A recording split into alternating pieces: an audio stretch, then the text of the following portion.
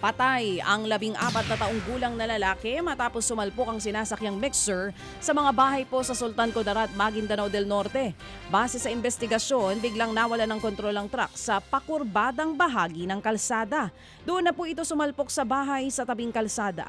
Mabilis daw ang takbo ng truck nang mangyari po ang disgrasya. Bukod sa nasawing pasahero, sugatan din ang truck driver. Nasugatan din ang isang napadaan lamang sa lugar.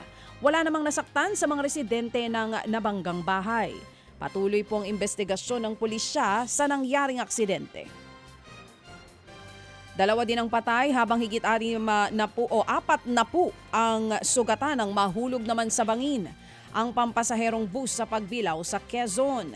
Galing po sa Bicol ang bus at bumabiyahe pa Maynila nang mangyaring disgrasya. Dinala na po sa ospital ang mga sugatan. Inaalam pa kung ano ang sanhi ng disgrasya. Nilooban naman po ang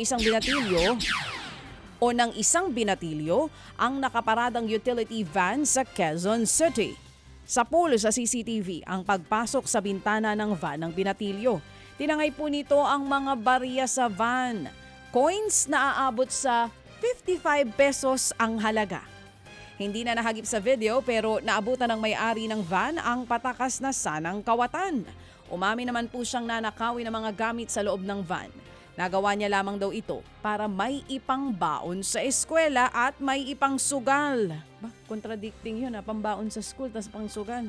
Na-turn over na po ang binatilyo sa isang juvenile detention center.